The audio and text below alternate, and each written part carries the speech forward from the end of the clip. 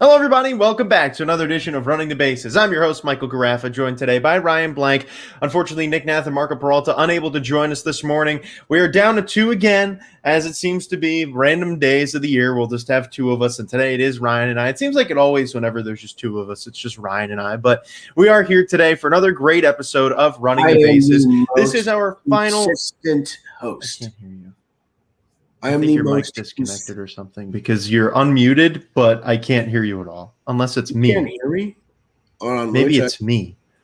I don't know. Either way, maybe it might be you, maybe it's me. I can't tell. But either way, these are great. What a great way to start the show. But either way, it's got to be you because my AirPods are still working. Hello? But either way, we are here. This is the final Sunday show before the regular season. Ryan, I don't know what to tell you. Maybe hold on. Let me do a test really quickly. I'll play a video on my computer and see if I can hear it. No, I think it's me because I can't hear though. Tisk, tisk, tisk. Okay, so my mom hears you. What is happening with my okay, hold on. What a great way to start the day, everybody. We're killing it. We're working it out. Let's. Do I hear you talk? Hello. There we go. All righty. What a great start. All right. Just wonderful. Of course, my AirPods decided to die. I heard Ryan right up until the show started, and then they just stopped. So just lucky me. All righty. Let's just start over here, shall we? Welcome to Running the Bases, Season 3, Episode 27. I am your host, Michael Garaffa, joined today by Ryan Blank as we're here for the final Sunday before the regular season. It is just a phenomenal feeling. We are just a few days away from the regular season beginning. I mean, we are 4 days out. It's incredible. On Wednesday, we're going to have our final show of Season 3, a 28-show season. Round of applause for us for putting together a total of 28 shows this season. We have been grinding it out, putting together incredible content for you guys to pay attention to and listen to, and we are so happy to have you guys here. We had some great guests this season, and we're going to have even more guests coming up in the upcoming season. It is going to be much.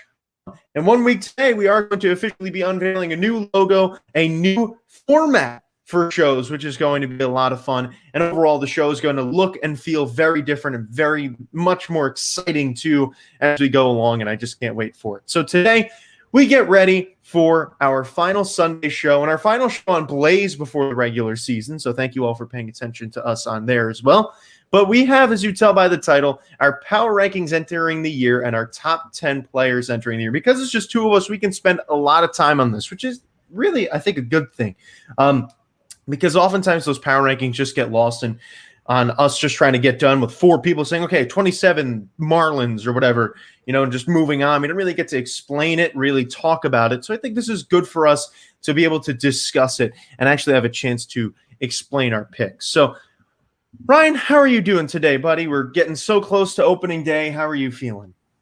I'm just anxious at this point. I'm ready for opening day, dude. I have one conflict about opening day, which jersey I'm going to wear. That's my only conflict.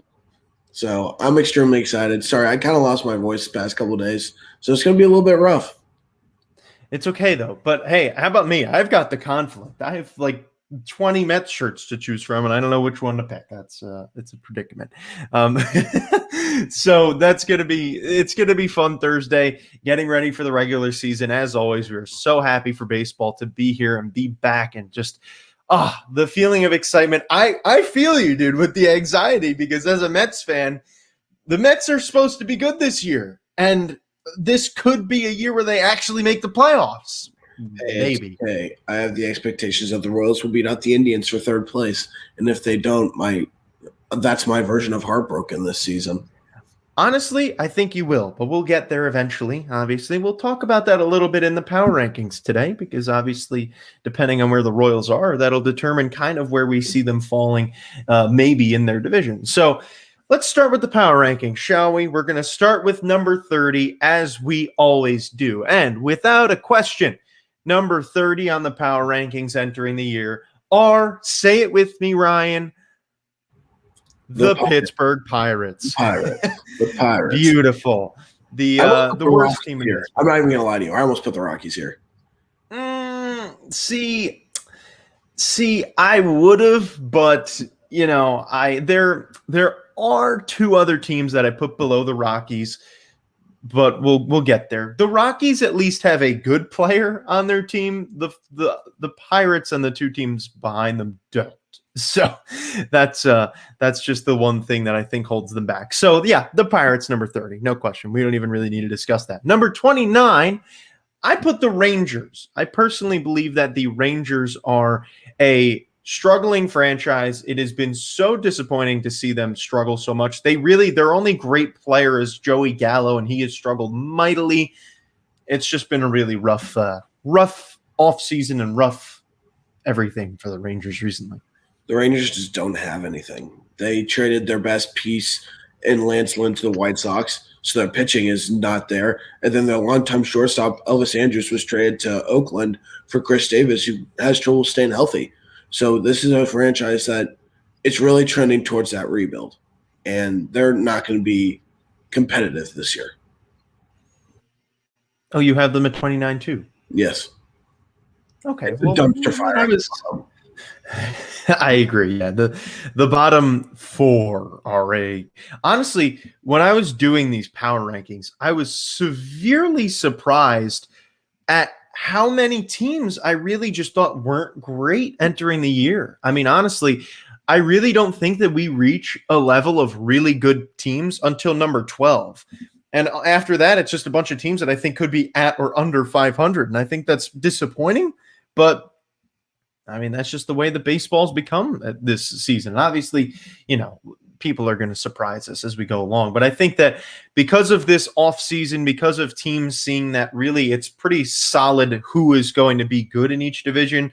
I mean, at this point, it's pretty obvious in the NL that the clear favorites are Braves, whoever wins the NL Central, and the Dodgers. And then the wild card is probably going to be the Mets and the Padres. So why do those other teams want to fight? Why are the NL West teams or why are the NL East teams or the bottom of the NL Central teams going to bother to get better when they know that there's no reason? And it's similar in the AL. So I think that's something that contributes to that in regards to that. So number 28 here, I have a feeling I think I know who you're doing, but I went with the Orioles. I just am so disappointed with the Orioles. They had a solid year last year. I believe they actually might have finished top 15 in my power rankings. They had a stretch where they were in the top 15, but they really struggled at the end.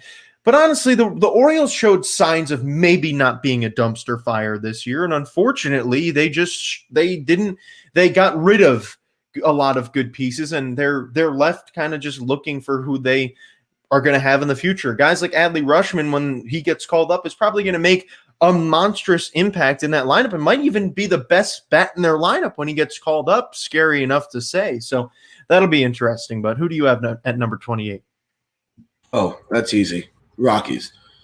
Talk about a dumpster fire. Oh, my God. Honestly, Michael, I have a headache with this team. I'm not even going to lie to you.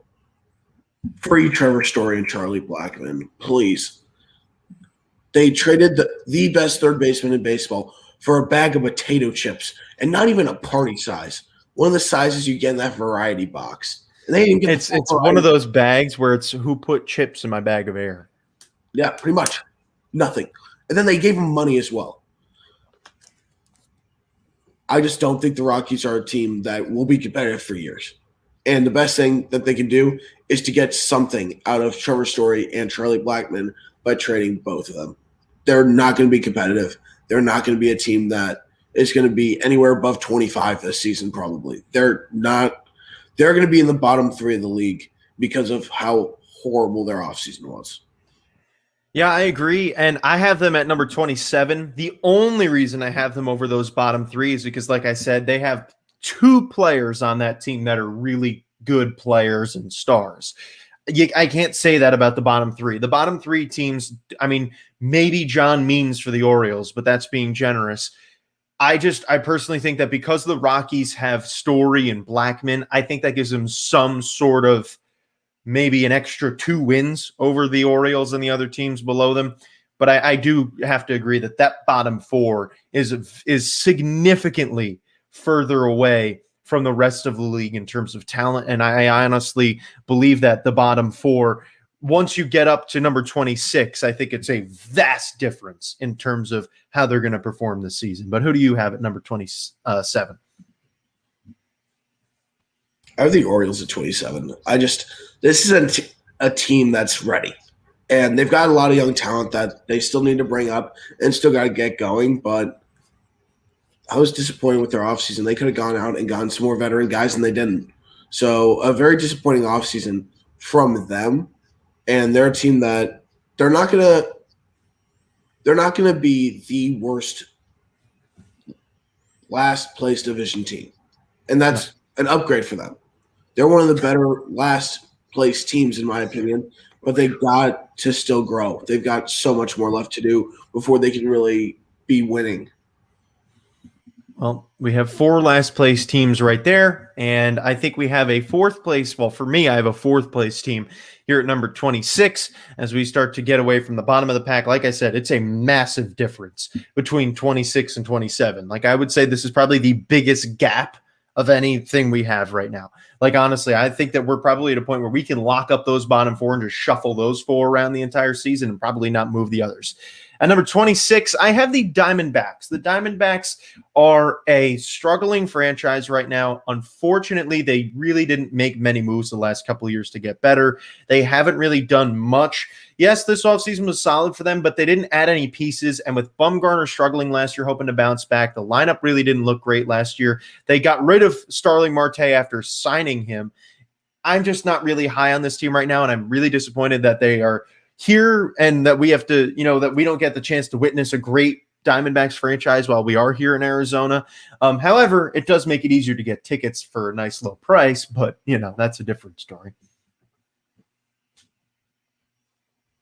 For me at number 26, I am going with the Tigers. This is a team that has so much potential in the upcoming years, and they just don't have it right now. Did they get better this offseason? Yes. The guys that they lost to the guys that they brought in, they got better, but at the same time, they still are not a team that's going to compete. And that's not a bad thing. They're still rebuilding. They've got so much potential. They've got a top 5 farm system. So let those guys develop and bring them up, and then they'll be competitive. They're just not going to be competitive this year. Yeah, you hit the nail on the head with that one. They're not my 25, but at 25, I have the Mariners. The Seattle Mariners are promising. I'll say that. They're a very promising team, and I think that there's a chance that they will maybe be a 3rd place contender in the AL West. Maybe. That is a really weird AL West, and I think the main thing that hinges on that is Jared Kelenic. Depending on when Kelenic comes up and depending on how he plays, I think that'll determine their season. But for right now, with that being such a big question mark, obviously I'm very high on Jared Kelenic, but with that being such a big question mark, I think that there's a lot of holes there that they really aren't sure about. So we'll see how they do. That's why I have them at 25. I have the Marlins at 25. Wow. Sorry, did not mean to mute myself. What it is that I am extremely disappointed with their offseason. They did a horrible job. Plain and simple, horrible job. They had a chance to add to a team that showed a lot of promise last year by making the playoffs, and they did nothing. I think they got worse. So this is a team that I think is going to finish last in their division after a horrible offseason, and I'm very frustrated with what they did. So that's why they're my number 25. See, I agree that I think that they'll be last, but I don't think that they're that low, but still, I think that they're probably pretty expendable. Number 24, I have the Tigers. So as you said, the Tigers, I think that they're a very low-level team, probably going to finish last in the division again this year. I don't think you and Nick are going to be having a bet this year. I think that would be pretty pointless for Nick to just hand you money. But unfortunately, the Tigers just didn't get much better. But the thing that saved them from being in that from making it a bottom 5 bottom feeders instead of bottom 4 was that they did make some solid acquisitions. They got better this offseason, to say the least. They're still a 5th place team, so they're still 24. I have Cincinnati at 24. I'm not high on Cincinnati at all. I was so high on them last year, and look how it turned out. They barely made the playoffs and then got stomped by the Braves. I don't think that the Reds did anything. They needed to add a contact bat. They didn't do it. They lost their best contact bat, Freddie Galvis. They also needed to try to retain Trevor Bauer. They were never really in it at all. It's like they gave up, which is not what they should have done. So I think they had a horrible offseason. This is a team that lost a big piece of its pitching staff and also just doesn't have the contact bat.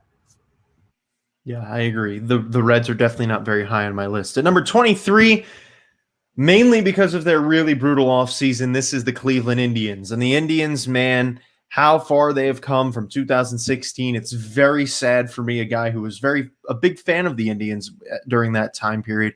It's been hard to watch, and the Indians they've slowly deteriorated. Now traded away Lindor, traded away Carlos Carrasco. Really the last guy they have left is Jose Ramirez, and I wouldn't be surprised if he's gone soon enough too.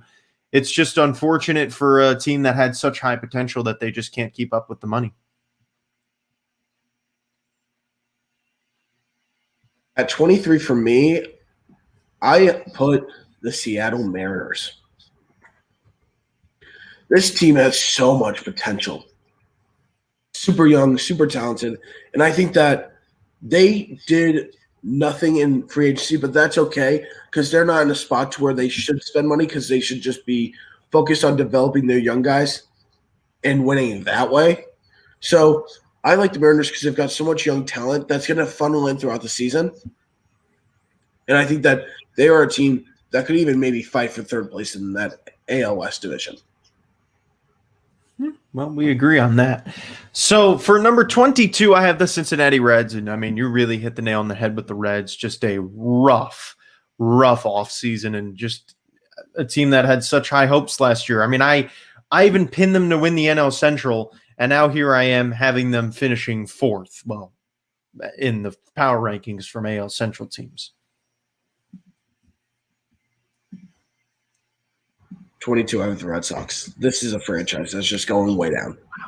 I am not high on this team at all. They traded Benintendi. They didn't even try to re-sign Jackie Bradley Jr. They've got Xander Bogaerts and Verdugo, and that's really it. Oh, also Rafael Devers, but I think he's overrated. And I don't think that this team's going to be anything special. I really don't. They have a chance to get third in their division, and that's just because of how bad the Rays offseason was. But no, I have no faith in this team. This team is not going to be going anywhere. See, I'll get to the Red Sox in a bit because I do have them a little higher. I am a little high on them. I'll use that very softly. But as I said, I only have 12 teams that are in really contention to maybe be playoff teams at the moment. So at number 21, I have the Rays. The Tampa Bay Rays they are the defending American League champions, and they are the fourth highest out of AL East teams on this power rankings for me. And I think that's really hard to do. I don't know what they did. I don't know why they traded Blake Snell. I don't know. I just don't know what they were thinking. I mean, they lost Charlie Morton. They lost Blake Snell. Their rotation really consists of Tyler Glass now, and I don't know. And I think that that's just really it's tough for them. I have very high hopes for them in the future. I think that with Brendan McKay and Wander Franco that this team is going to be fantastic in 2 or 3 years, but I feel bad for them. I mean, they made it to the World Series, and then they just it almost seems as if they went back into rebuild mode. For me at 21, I go with the Diamondbacks here. I think this team got better. Yeah, I know you don't like the signings that they made, but I do. I think adding Soria and Asdrubal Cabrera are veteran pieces that they need. And then also Ketel Marte, I think, is going to have a good year. Same with David Peralta. I really like this team. I think that they have the potential to make a little bit of noise. They're not going to be in the playoffs. Look at the division that they're in. But I think that they have the potential to make some noise and fight for that third place spot. So I actually like the Diamondbacks more than a lot of people. Now, for me on my list, as we get into the top 20, this is where we start getting into teams that could finish at 500. I think that these are now getting into teams that could possibly be 500 teams. And I start that off with the San Francisco Giants. Now, the Giants are a team that I would have liked to have a lot higher. I really do. But honestly, they haven't proven it to me yet. And I feel like for the Giants as a team that could potentially be, don't get me wrong, I could see them as a top 15 team. I just want them to prove it. They've got a lot of pieces. And as we said last show, they added a lot of players. They added a ton of players, but they're veterans. And as we know with older players, they're either hit or miss. I see this team as maybe being a top 15, maybe even top 12 team at a certain point in the season, but I'm not sold on the guys that they got yet. I think that those guys can be really good. I just want to see them do so. For my number 20, I have the Cleveland Indians, a disaster of an offseason. This is a team that, instead of paying their star player, decided to trade them for nearly nothing. And that's to your benefit, Michael, with the Mets. And they still have the pitching. They're going to always have the pitching. The way that they can develop any pitching is insane. They're always going to have that. They still have Jose Ramirez, but he disappears in the second half of the season. So I'm not high on this team. I think that they're in a lot of trouble offensively, and it shows when you trade your best player. Yeah, I've just the Indians now one of the many teams that we have both now had on our list, very low and just disappointing. At number 19, a team that I am really another similarly to the Giants, except this team has those players that have been there. They didn't make the acquisitions. They just have. This is probably the most high potential team that is so low on this list, and this is the Chicago Cubs. At 19, I think that is a. Don't get me wrong. I think that is a brutal placement for the Cubs. And I think that with the players that they have, the Cubs should be a top 10 team. But Baez struggled. Contreras struggled. Rizzo struggled. Bryant struggled. They're 5. Those are their core guys, or 4. Those are their guys. I mean, they were the core of that team and should be incredible players. They just didn't live up to it. And unfortunately, that's why I have them at 19. 19, I have the Rays. This is a team that's completely disappointed me. After going to the World Series last year, they trade Blake Snell, lose Charlie Morton, and they really made no additions offensively when they needed to. They needed to add a power bat, and they didn't. So I don't like what they did. And they lost some key arms in the bullpen, too. They traded Jose Alvarado, and Nick Anderson's hurt. There's not a positive outlook on this team right now. So I have them this low for that reason. The starting rotation got a lot weaker, and the bullpen has gotten a lot weaker as well. And that's how they play. It's their pitching that carries them. Their offense isn't too crazy. They don't have a power bat, so this is why I have them at 19. Is just they didn't make any additions to improve the lineup, and their pitching staff got a lot worse. Yeah, that's fair. So far, we have been pretty much, I mean, I haven't disagreed with you on any except for the Red Sox, and I think you just disagree with me on the Giants. But other than that, we've been pretty much right in the same area. At number 18, I know I'm going to get probably a little bit of flack for this because I know that you guys are fans of them, but I'm going with the Oakland Athletics. I think that the Athletics are unfortunately a worse team today than they were at the end of the 2020 season. Losing Hendricks hurt them. Losing Semien hurt them. Yes, they added some solid players too, but they lost stars and got back good players. And I think in an AL West that is just so up in the air right now, I think there's one team that stands out to me that's at my number 10 spot, but I think that right now the Athletics are unfortunately just not where they need to be. 18, I have the Cubs. I'm not looking forward to watching this team. Pitching staff got a lot worse. The bullpen's not good. Your pitching staff is Kyle Hendricks and Zach Davies now. And you had Darvish. Traded for not much. And that's just got to be frustrating as a Cubs fan. And then they're trying to get Rizzo to an extension. Who knows if it's going to happen or not. Jock Peterson's actually hit solid for them in spring training. Baez he's not a very consistent hitter. He's got a flashy glove. which you gotta give him respect for. But other than that, there's not a ton to write home to him about with his hitting. Chris Bryant's fallen off a little bit. Rizzo's fallen off a little bit. I just don't think that the Cubs are the Cubs anymore. And it's evident, and maybe it is time for them to move on and rebuild. It's sad to say, unfortunately, in a Cubs team that was so stellar. At number 17, I have the Marlins. And I think that at 17, this is a pretty fair place for them. I think that this is a team that, I mean, they were a good team last year, finished second in the division, and then just didn't get better. I mean, obviously, the Marlins last season was kind of like a false start. This is a team that shouldn't be ready until, 2022, 23, and they just were good, and they're like, oh, we weren't supposed to do that. Like, oops, that wasn't on purpose. So they didn't have an offseason of a contender because they don't want to be contenders yet. They don't feel like they're ready for that, which I just found very interesting. So that's why I have them at 17. 17 out of the Nationals. I really like the Nationals. I think that this is a team that is going to be fighting for that third place spot. And right now I have them coming out as not taking it, but I think they easily could. Adding John Lester is a solid 4 in your rotation. You got to give him credit there. Adding Josh Bell, that's a big power bat. Adding Schwarber, big power bat. And then you still have one of the youngest stars and one of the best players in baseball, Juan Soto, another top player in Trey Turner. There's a lot of talent on this team, and I think that what they did this offseason is they got better through it.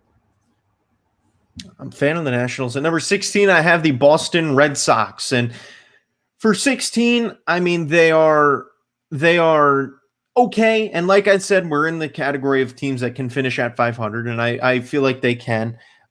As I've said before, and as you guys know, I think that Rafael Devers is going to have a big breakout year this year. Hold me to it. And I think that once they get Chris Sale back, hopefully around maybe end of the summer, it can give them a boost at the end of the year that will be good. And that's the only reason why I have them so high on here, is because just that impending Chris Sale entrance.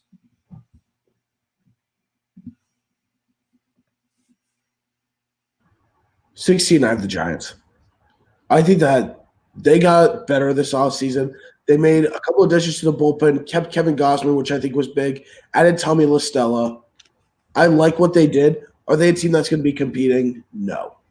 But I think they're a team that's going to solidify taking third place in their division and finish around 500, which is all Giants fans should be expecting.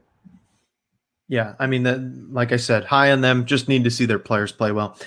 Getting into the top 15, we're in the top half. How about that? At number 15, I have the Washington Nationals. And now the Nationals, like you said, they got better. I think that we are now entering territory of teams that will probably finish over 500. I think that that's safe to say. Teams that will be most likely should finish there. And I think the Nationals they're a good team. And after their World Series in 2019, it's unfortunate that they had the year they had last year. They have, in my opinion, we'll get to the top 10 players in a bit, but the second best player in baseball. They're just a good team. And I think that they are in a great place. And, they need to have some additions to their bullpen and pitching rotation. 15, I have the Phillies. I think that they've got the lineup. They've got Real Muto. They've got Hoskins. They've got Bryce Harper, Didi Gregorius. They've got a lot of guys that can really be dangerous. I'm just still iffy about their pitching staff. They've got Nola, and they've got Wheeler, which is going to be dominant. I think that's going to be really good.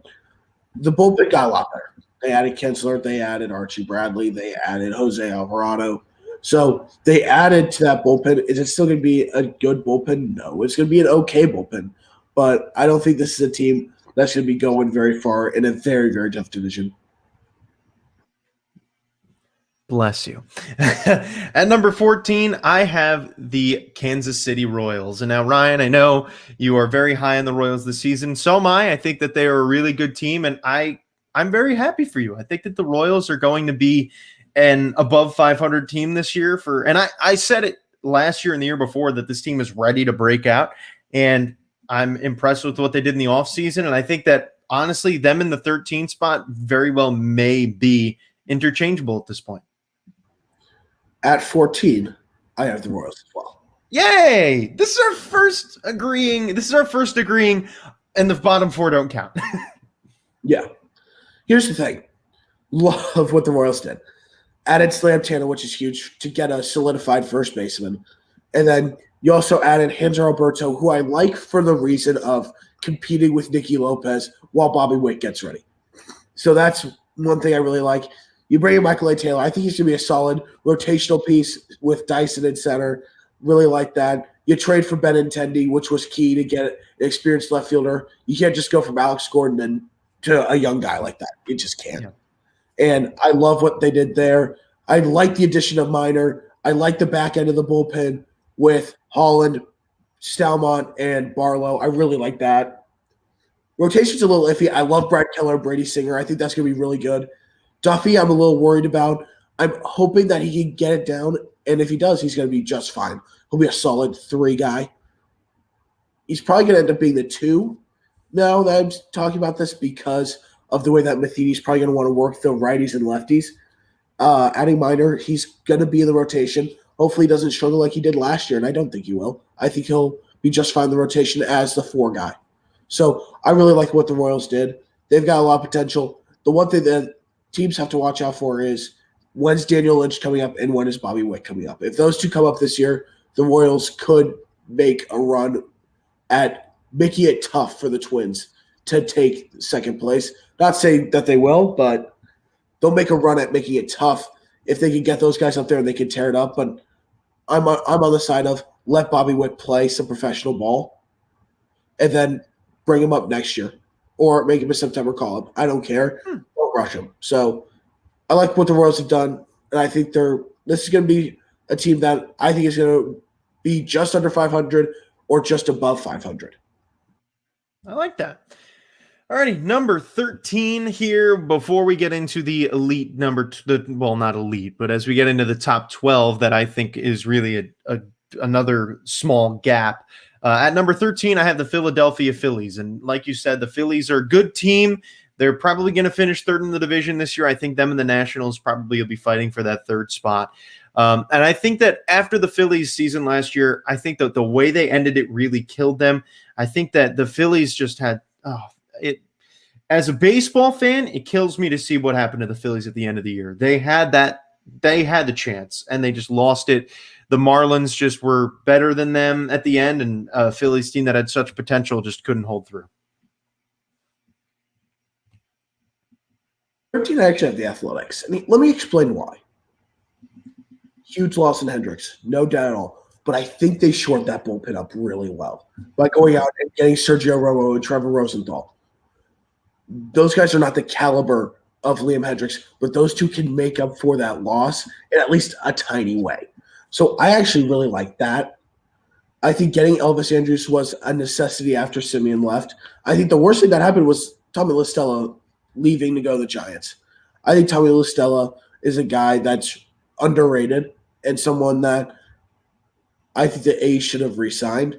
But I like this team still. Got a great corner duo. So I'm not really upset with how their offseason went. I kind of expected it to shake out this way, but I still think they'll be a competitive team. All right. I mean, I can see it. I can see it.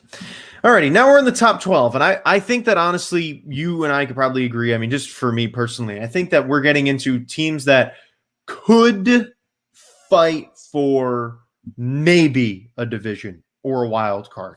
I think these are really the guys that are probably going to be more fighting for a wild card before we get to the top 5 that are going to be those divisional guys, or maybe, well, actually, I make the argument that maybe the top, well, okay, the NL Central doesn't count, but I would say that maybe the top 5 or 6 are going to be those really elite teams that are playing for the division and beyond.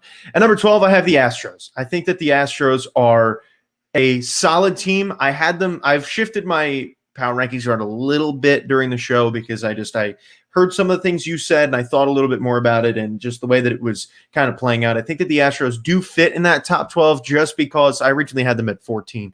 I think that they fit in the top 12 just because they are fighting for the division. I think that with the way that division is, I just think that they are fighting for it, which I then therefore think that in this top 12 where I have as the division fighters, they could and should be in that category. At 12, I have the Brewers. I think I like what this team did.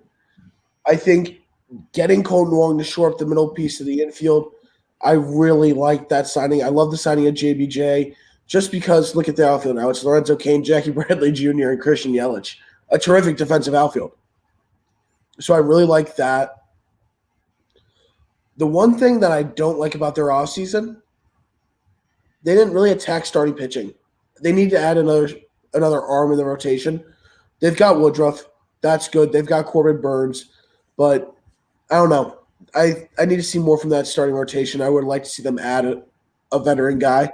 I would like to see them get Odorizzi instead of the Astros getting him.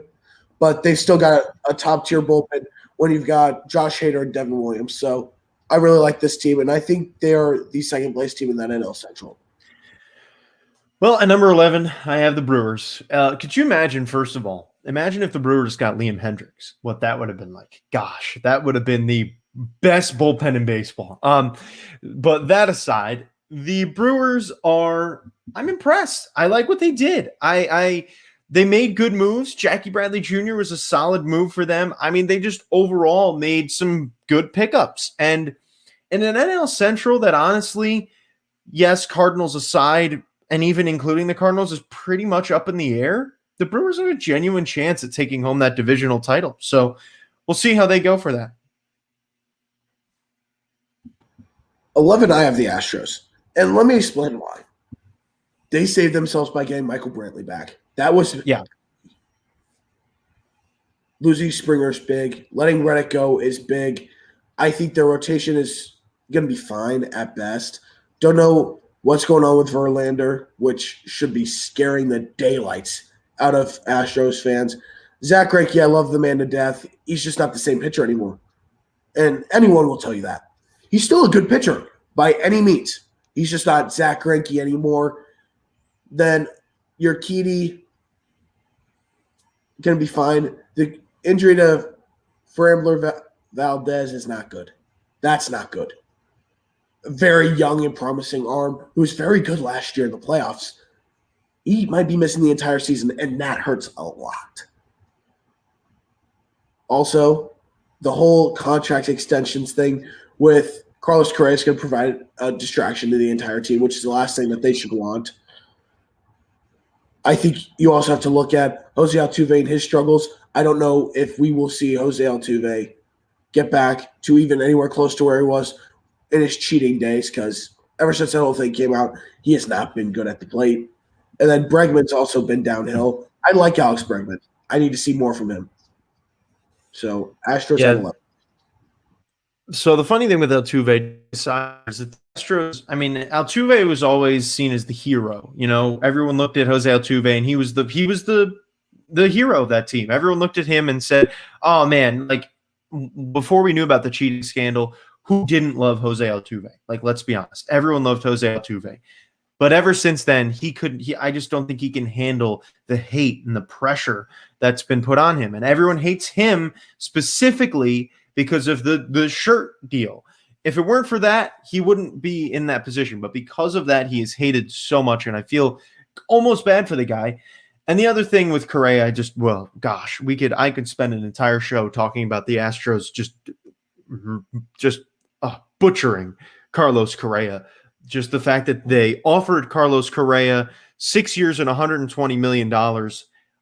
That's $20 million a year for one of the best shortstops in baseball. It blows my mind. I think the way he said that in his press conference was horrible. Oh, I agree. I think he held that horribly. You do not say, if they don't raise the money, I will try to win a championship here one more year, then I'm gone. Do not say that. That is the worst thing you could say. He's worth more money, and he knows it, and I agree with him. but the way he ended his press conference was horrible. That was rough. The Astros, honestly, are probably they're just oh man, I feel bad for that team because they have such potential, and I think that this is a team that's shooting itself in the foot, literally. So it's just unfortunate. All right, let's get to the top 10, shall we? At number 10, as we get into the top 10 and most elite teams in baseball, the Los Angeles Angels I have here. And the Angels, man, I am very, very happy for them that, hey, they didn't really make many moves, but they still managed to find themselves magically at the top of the AL West again. I don't know how they do it. They seem to do it every year. And they'll probably, as the Angels tend to go, will probably end up last no matter what. Number 10, I have the Cardinals. The only reason I say the Cardinals are at 10 is because they didn't address starting pitching like they should have. Their starting pitching rotation is not very strong, and I think they needed to add a veteran arm, and they didn't. So I think that's why I have them where they are. They've got the best corner duo in baseball now. They've got a very talented rookie in Dylan Carlson. They've got a chance to really solidify themselves as one of those premier teams because they just don't have a losing season. They are always there. And I think that's what's going to happen. They're going to be in the playoffs, and they're going to get a tough draw in my playoff predictions, which you guys will find out on Wednesday. Yes. So I think that you'll hear a lot about the Cardinals. They got a highway robbery for Nolan Arenado. And I just think that this team made enough adjustments to where they're going to be really, really good. We'll see how they do. I'm excited for that show Wednesday. We'll get on into that in a little bit. At number 9, I have the Minnesota Twins. And the Twins, another team in that AL Central, I feel like they didn't do enough. And we said it on Wednesday. This team should be the top team in the AL Central, and they just haven't made the moves. They just haven't. They haven't done what they needed to do. Bringing back Cruz was huge, but I wish that they made those extra moves to bring them up to where they need to be. Number 9, I have the Angels. I really like the Angels this year. I have them winning their division. And if you guys want to hear my full division standings, go listen to the Golden Sombrero Show on my YouTube. Just search my name. You'll see my beautiful face from when I was actually a little bit skinny in high school. So make sure to look that up, and you can see my standings. But overall, what I have to look at for the Angels is that they made some moves pitching-wise that are under the radar that make their pitching staff better. Alex Cobb, Jose Quintana, those help, especially for a very strongly pitching staff. So you probably disagree, saying they're over the hill. They're not very very strong anymore. But those guys help a very struggling rotation and pitching staff as a whole. I love David Fletcher. I think Shohei Ohtani is going to have a terrific season. Still got Rendon, still got Trout, still got Pujols, now Dexter Fowler, Justin Upton. So much talent there. The biggest loss for them, really, Andrelton Simmons, which is mainly a big loss in the field. But they got Iglesias, yeah. Jose Iglesias has been playing terrific baseball in spring training. So maybe that's not that big of a loss depending on how he performs. So I like the Angels this year. They could be getting back to the playoffs. Maybe. Could you imagine? I think this is the best team we have seen from them in a long time. This is better than that 2014 team that lost to the Royals in the ALDS. I think that this team is better. Wasn't that the team that had Josh Hamilton, Justin Upton, and Albert Pujols? Or was Josh Hamilton gone at that point? Oh, wait, hold on. Let me look that up. I think Hamilton was still there. I think Hamilton was still there too. Gosh, that was a great team. You just brought me back some serious memories. Yeah, he was there. Okay, that's what I thought. That was an elite outfield of Trout, Upton, and Hamilton. Gosh, wow. Alrighty. I think this team is better than that one. I think that there's pieces that need to play better at that point. At number 8, I have the Cardinals. I think the Cardinals are good. I think they obviously are incredibly better now that they have Nolan Arenado. I think that this team has the potential to be in an NL that is going to be potent this year. And I mean, first of all, the thing that we're seeing while looking at this, the AL is really up in the air. AL East can go anywhere. AL Central can go anywhere. AL West can go anywhere. The NL East and the NL West are locks with the top two teams pretty much. And it's just going to be from there a waterfall. But I mean, it's just the Cardinals are in that NL Central that's also up in the air, and we'll see if they can live up to what we want to see them do. At number 8, I actually have the Blue Jays. And here's why. A lot of injury struggles right now. The oblique strain for Springer is worrisome. Kirby Yates just had Tommy John surgery, and that was a big signing for them. So there's some injury struggles right now with them. Plus, Nate Pearson's not ready. A couple young arms just aren't ready to be up in the major leagues. So I think this team is going to be competitive in that AL East. I just don't think that their health is there yet. Fair. All right, we're getting into the top 7, and I think this is another place where we have a slight jump. I think you can agree that this is a slight bump up, another little bit of a disparity between here and the rest. At number 7, I have the White Sox, and honestly, the White Sox would be number 6 if they didn't lose Eloy Jimenez, and that was just a massive blow for them. Them losing Jimenez immediately dropped them down, maybe even somewhat close to 8, but I still believe that this team should be the AL Central winners. Obviously, you haven't said the Twins yet, so I'm intrigued to see where you put them. But to me, I believe that the White Sox should be the AL Central winners, even without Jimenez.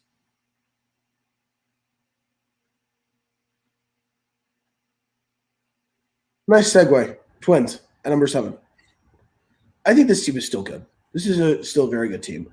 I think that adding Colme is a big piece of that bullpen. I think Max Kepler is going to have a solid year. I think that getting Nelson Cruz back to be your power guy, there's nothing more you can ask. Great power hitter, great DH. Adding Andrelton Simmons, I really like that move. Shores up the middle of the infield defensively and offensively. He's a solid bat. You're getting Josh Donaldson back. If he can stay healthy, that helps a lot. Sano, first he's got to stay healthy. That's the big thing. Mitch Garver behind the plate, he has to bounce back from the atrocious year he had last year. But I like this Twins team. I think they're going to finish second in the Central, and I think they're going to be a wildcard team. Interesting. Number 6, I have the Blue Jays. It's interesting how we have only agreed on one spot. The bottom 4 don't count, but we've only agreed on one spot so far. I'm surprised, but we've also been pretty much in the ballpark of each other. The bottom 2.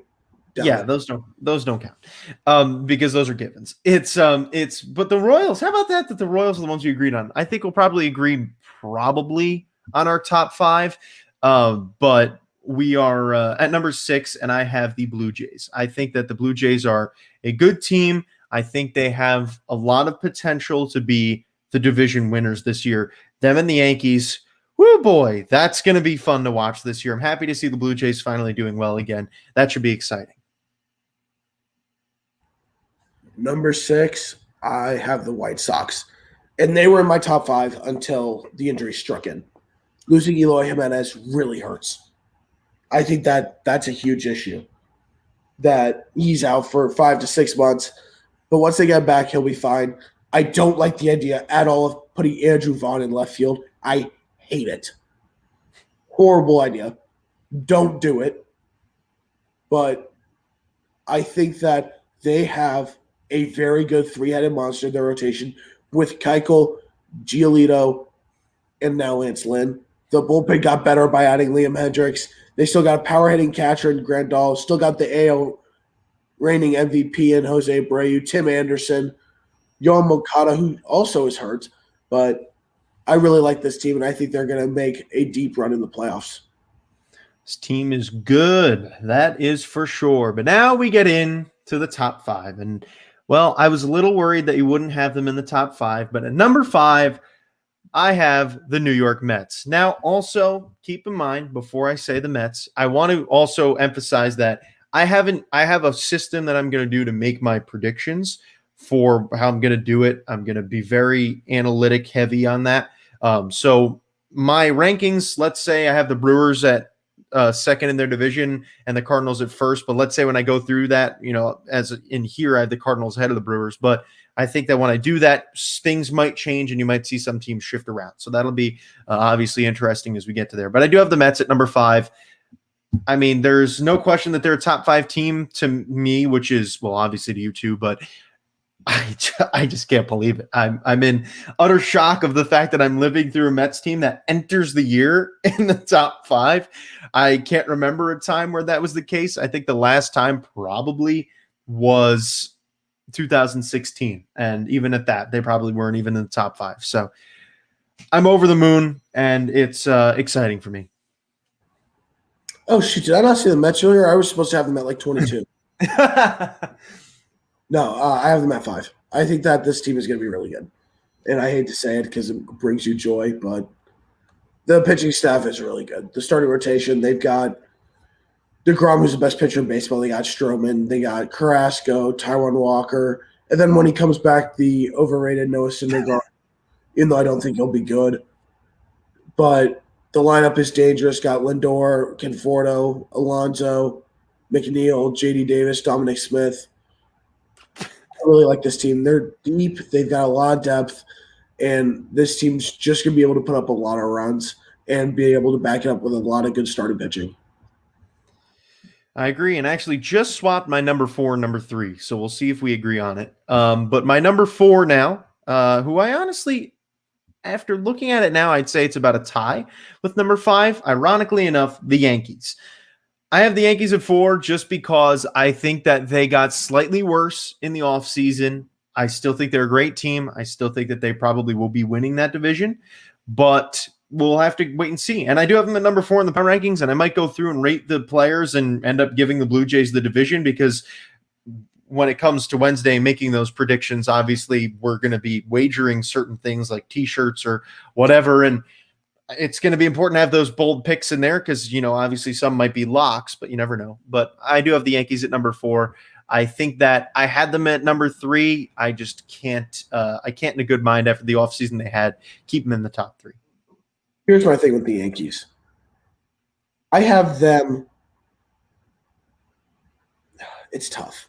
It really is. I have them at 4. And the main reason is the injury to Luke Voigt is big. He's not going to be out for too long, but that's still a big injury.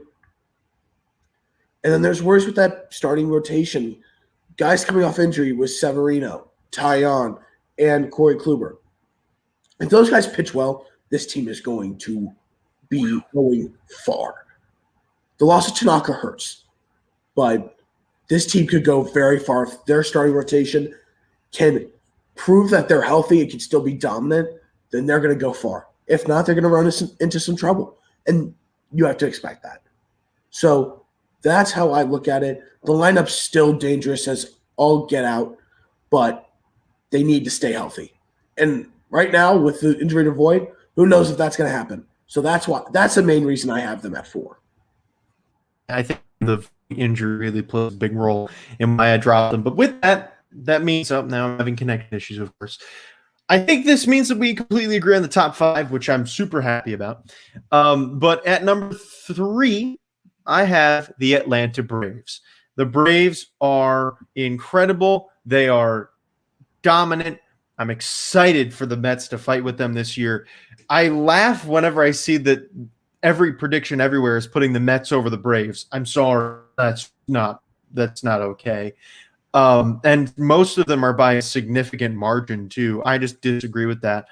I think the Braves are a number 3 team in baseball, and I think that with 4 out of these top 5 teams being NL, this NL is just going to be stacked. At number 3, I have the San Diego Padres. I'm kidding. Oh, man. Okay. I have the Braves. And here's the thing. Okay. The Braves made a great addition to that rotation. Maybe even a couple by adding Charlie Moore and Andrew Smiley. I don't know what they're thinking about Smiley. I think he's going to be back into the rotation. If not, he'll be in the bullpen, which is awesome. So I really like those signings. They did a great job maintaining their lineup. That's all I had to do. Lineup's dangerous when you've got Freeman, Albies, Acuna, Swanson, Darnode, and Marcell Ozuna. Terrific lineup. They didn't have to add anything. They just had to keep it. And that's exactly what they did. So they had a good offseason, and I think this team is easily a top 5 team throughout the course of the season. Absolutely. And the more dangerous thing when we look at this, because obviously we know who number 1 and 2 are. We have the Padres at number 2 and the Dodgers at number 1. There's no argument about that. Actually flipped it just to give Dom. Yeah, right. You posted on social media, number 1, the Padres, and then you put like, haha, never mind. But dude, I was scrolling through Twitter at 3 a.m. this morning, okay? Hold on. This MLB account on Instagram said Salvador Perez and Whit Merrifield are overrated. Let me guess, it was a Padres fan page. No. I almost quote tweeted saying, "This is what I get for going through Twitter at 3 a.m. Complete freaking nonsense." It's like those going to Burger King at 3 a.m. videos. That's basically what it is. So, yeah, we agree at number 1 and number 2 is the Padres and Dodgers. But I think the more important part is that the Padres and Dodgers are in the same division, and the Mets and Braves are in the same division. They're both in the NL, all 4 of them. 4 out of the top 5 teams in Major League Baseball are in the same league, and the 2 pairs are in the same division. The NL East has 2 top 5 teams in baseball, and the NL West is the top 2 teams in baseball. Unbelievable. And just division in baseball, top to bottom. Oh, yeah. Oh, gosh. Of course, I have to deal with that. But either way, this is going to be an amazing season for Major League Baseball as a whole. We are not done yet today. We have the top 10 players entering the year. If you are listening to us on Blaze, if you want to watch the top 10 players entering the year, you can go on our YouTube and check it out. Running the Bases podcast is the YouTube channel. Thank you for listening to our off-season content on Blaze. We have been here the entire off-season providing great shows week in and week out. But now, get ready, baby, because Blaze Radio, we are back next week with regular season baseball content. It is going to be so incredibly exciting.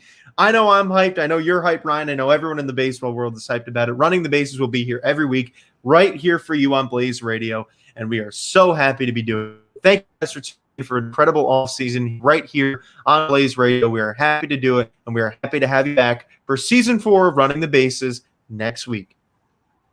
So let's get into the top 10 players entering the year, shall we? I have a feeling I'm probably going to get a lot of catch a lot of slap about the Dodgers and Padres. I just have a couple of notes about number 1 and 2. Number 2, the Padres. This team did so much this offseason. Winners of the offseason by going out and getting Snell and Darvish, then signing Haas, Young Kim, getting back Jurickson Profar, doing a lot. And I love it. I think what they did was terrific. It really helps. This team is a year or 2 away from World Series. One team that stands in their way?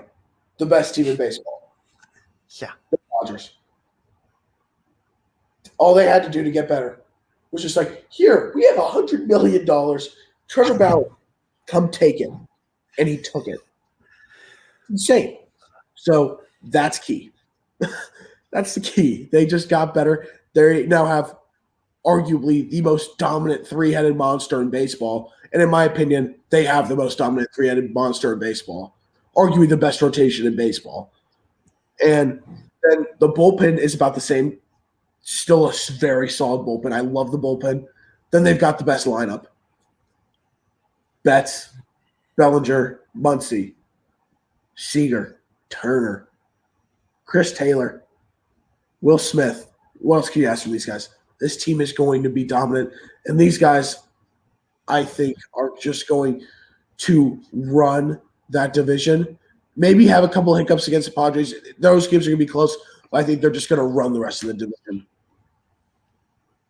So hit the nail on the head. And the other thing is, for me, the Dodgers probably would have still been number 1 even without getting Bauer, but just getting Bauer solidifies it. And I just, gosh, we are witnessing a super team. This is just so dominant of a team, and I think that is really, really just, it's going to be fun to watch.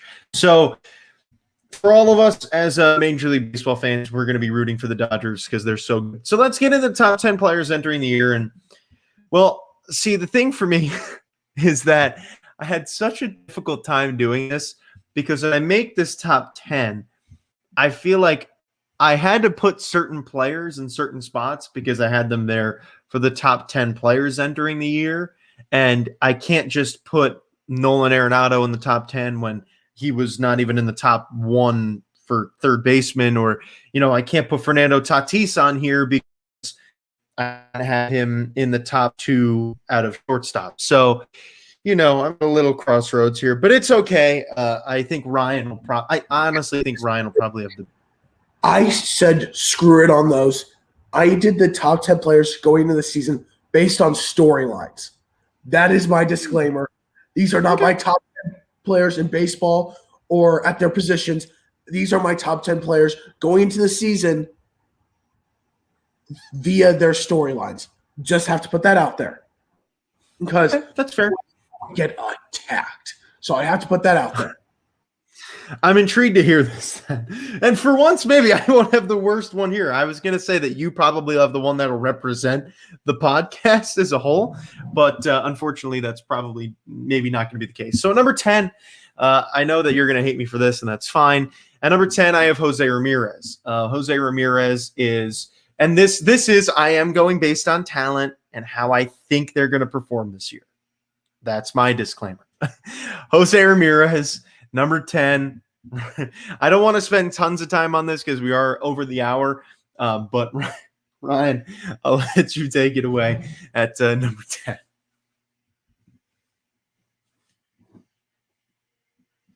Why do you got to do me like this?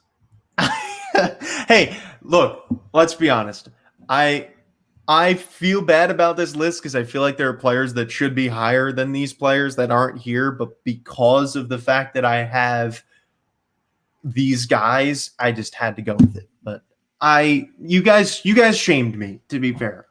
You really crowd shamed me and made me feel really bad about my picks that I made. So honestly, we've just realized you hate anybody that's ever played for the Rockies. Okay, fair. Okay, my number 10, I'm going with Christian Yelich. And like I said, storylines. He's got to have a bounce back here. The Brewers need him to play better. And he's actually had a very solid spring training. This is the MVP from a couple years ago. And last year was evident that he was recovering from a knee injury. He's now fully healthy. He's got to step up if the Brewers want to make a run for the division. Well, I already know that Shohei Ohtani's going to be somewhere on this list. All righty, number 9, I have Corey Seager. And gosh, it kills me to have him so low on here, as I really want to put him higher. But because I have someone else labeled as the best shortstop in baseball, and that person I felt like wasn't as high as some of the other guys on here, I have to put Corey Seager at number 9. Number 9 is Shohei Ohtani. Why? This is Shohei's year, in my opinion. You know what? I'm going to say it out loud. I said it on my show yesterday, Shohei Ohtani's the AL MVP. Whoa! Hot takes. Okay. Let me explain why. This is the best spring I've ever seen from him. He's raking the ball. He's pitching well. If he can throw 14 starts and be solid in half of them and then hit 25-plus home runs, he probably will get MVP. So that's what I'm banking on. Also, he's fully healthy. He's looking as great as I've ever seen him.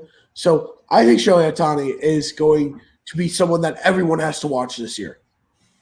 Hey, I watched him. I saw him hit 2 home runs in a game. And let me tell you, that man hit opposite field home runs as effortlessly as anybody I have ever seen it. I've witnessed Michael Conforto hit opposite field home runs relentlessly. Shohei Ohtani was just, he flicked his bat. It was gone. It was unbelievable. I know. That's your MVP. I know. All righty. So at number 8, honestly, he would be my MVP pick if it wasn't for the other guy on his team, Trey Turner. He is, I have him as the top shortstop in baseball. I am sticking to it, and I've got to run with it. I'm a big fan of Trey Turner. Might even have to get a shirt of his just because of that, but I've become a big Trey Turner fan over the last couple of weeks. Card now. At number 8, I've got Judge. Huge guy to watch this year because he needs to stay healthy. This is a guy that has top 5 player in baseball talent. He's got that potential. He hasn't been able to stay healthy. He hasn't been able to meet the expectations due to that. If he can stay healthy, this is where you will see Aaron Judge break out. So he's a guy that I'm watching throughout the course of this season. And this list is comprised of storylines in my brain on who I have to watch this year to see if they can finally break out. I see that. Hey, I remember Dom and I have gotten into multiple conversations because he believes that Aaron Judge is legitimately a top 10 player in baseball, which I just think at this point is no, he doesn't. He thinks he's top 5. That's a joke to me. I find that hilarious. All right, so number 7, I saw this guy called overrated the other day by many people on social media, and I laughed. DJ LeMahieu, the best second baseman in baseball and our unbelievable player who I think is going to have a great year. I honestly think LeMahieu might be an MVP candidate for this season for the Yankees, but that's something we'll have to wait on. For me, let's go to my number 7. I want you to guess who I have. I'm spoiling another. My NL MVP, Nolan freaking Arenado. This is a huge storyline to watch. He has been robbed of multiple MVPs because of the Coors Field effect. Is it real? Yes. Is it overblown? Hell yes. This is where he breaks out, has a tremendous year, and finally gets the respect that he deserves with an MVP. That is why he is a top 10 player entering this year, because of his ability to get out of Coors Field and his ability to now people will stop with the whole Coors Field effect with his hitting. Okay, I understand it. Number 6, Shane Bieber. Great starting pitcher. Really excited to see what he can do this year. Cody Bellinger at 6 for me. Thing is, Cody Bellinger struggled last year. Came up clutch in Game 7 of the NLCS with that home run. Not going to shy that at all. But he was not as good last year as reigning MVP. He wasn't. He struggled heavily. And I think what it was is that it may have been a 60-game season, but the Dodgers need him to step up and play like he can play. And this team is going to run all the way through that division and throughout the NL. So it's going to be tough for the Dodgers because a lot of NL teams have gone better, but Cody Bellinger is going to have to step up.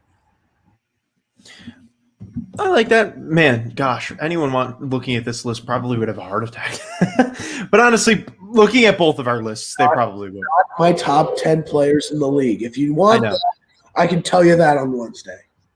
Yeah, we. I think both of us at this list. I mean, I think mine is more top 10 players. Can we add top 10 players in baseball list on Wednesday so I don't get my head chopped off?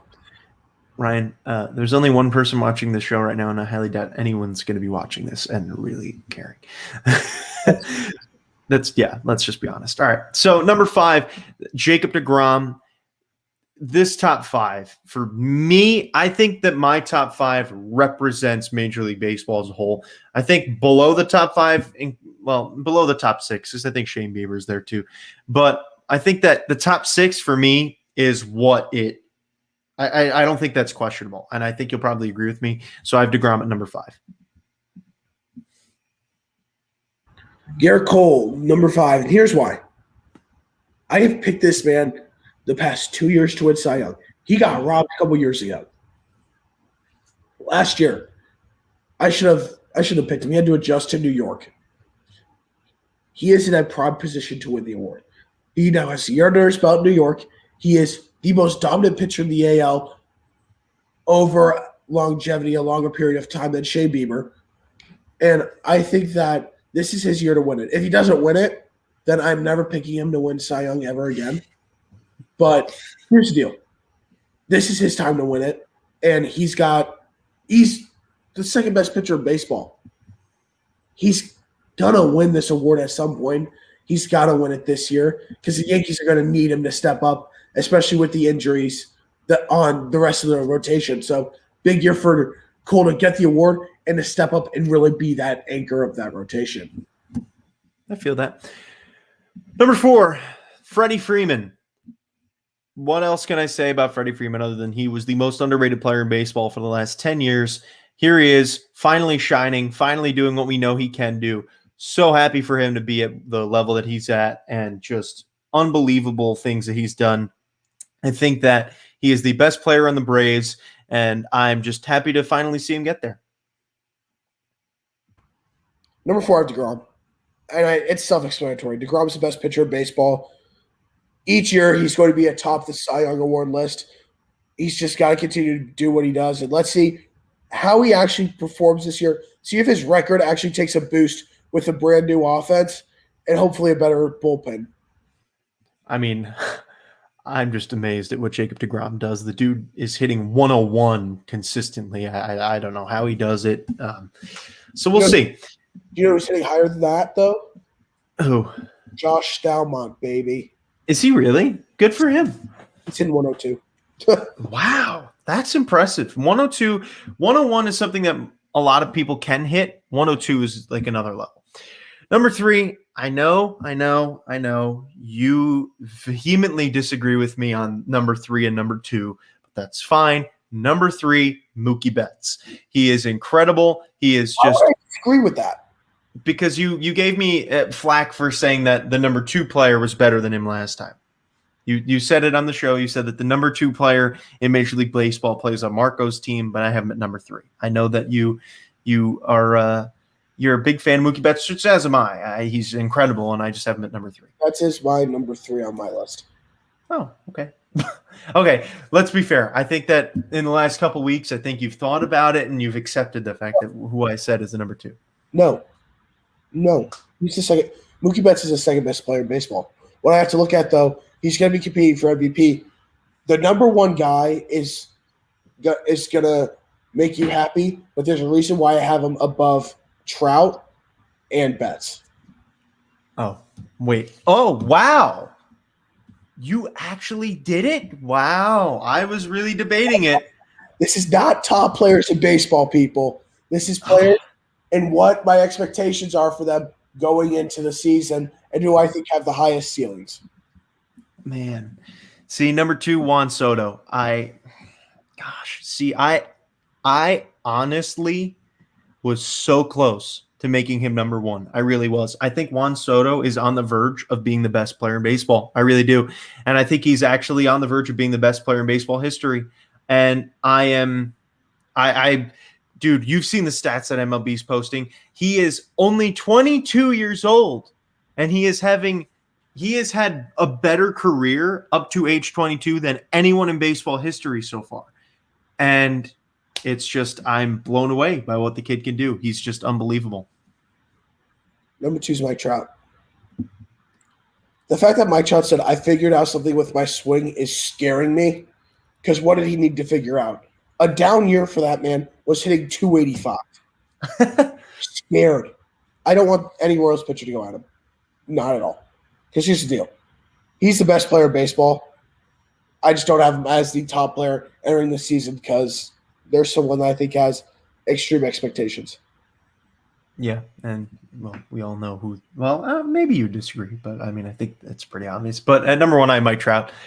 Best player in baseball at the moment, and – it's, oh man, like I said, Juan Soto's just, he's gaining, and I'm so excited to watch that kid play so much this year. It's going to kill me, but I can't wait to be able to watch him play. Number 1 is not Juan Soto. I'm kidding.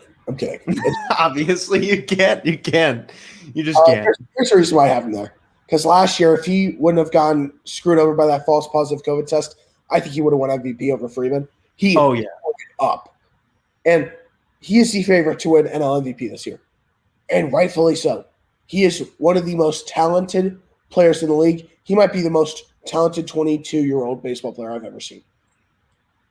He's one of the best players in the league. He is a rising star, and the expectations for him are greater than ever. I mean, Mike Trout is Mike Trout, and When Mike Trout was 22, he wasn't getting the hype that Juan Soto is, and he was getting a ton of hype. But I really believe that we are witnessing something very special with this kid. I think the one thing that holds him back a little bit is his defense. I think that if his defense was better, he would probably get a lot more talk as maybe already the best player in baseball. But I think that overall he is, I think honestly, you might even be able to agree with me. I think we can say right now Juan Soto is the best offensive player in Major League Baseball today. I think that Trout's defense brings him above Soto in terms of being an overall baseball player and his speed too.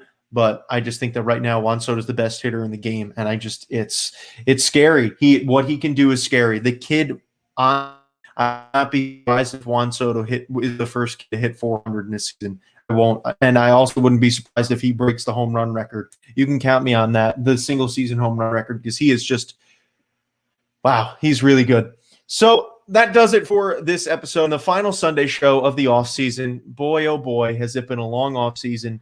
Ladies and gentlemen, I got chipped out of doing my final segment because Nick and Marco could not make it today. No. We're going to do it Wednesday. Marco already did his last week, and he said I texted him something about his segment for the regular season, and he thought I meant his segment for the offseason. He said I already finished it last week. And I was like, oh, okay. So you'll get to do yours Wednesday and get the chance to finish it out because I know you really want to. We're going 5 categories again, people. It's going to be electric. It is. Wednesday is going to be an electric show. That is going to be our regular season predictions show. It is going to be the biggest regular season predictions show we have ever had. It is going to cover every category we did last year, as well as, I want to hear your opinion on this too, Silver Slugger. I want to do Silver Slugger for every position. I don't know if you think that's fair or not. I don't want to do Gold Glove because Gold Glove is a lot harder to pick. But I don't know, Silver Slugger, I'll leave it up to the group to decide whether we do that or not. And then a few other little things that I feel are necessary to predict and cool to predict. Because as now we are doing, we're putting things like, food or money or T-shirts or jerseys on this. So it's better to have more predictions to make than fewer. Can I just say something? What? I am so up and down about this opening day for one reason. My favorite player ever is not going to be running out on the field for the Royals opening day, and I don't think I'm ready for it. Hey, I feel you. Really don't think I'm ready for it. I swear, if I cry on Thursday, I'm going to be I might punch myself in the nose. Okay. See, for me, I have mixed opinions because I have mixed emotions because it's opening day for the Mets, but it's on ESPN. So I wish I could hear Gary, Keith, and Ron because I love them and I'm going to miss the SMI broadcast. Hey, ESPN does a great job, but, I would rather see it on SMI. So thank you, everybody, for tuning in, and we are glad to have you here, as always. The off season's winding down. One show to go. I'm in shock at that. I remember when we made the logos for this season, and hey, your logo sat here for 27 shows so far. It's only got one more show. We unfortunately have to hire. But thank you guys for listening. We appreciate you as always. We will see you on Wednesday.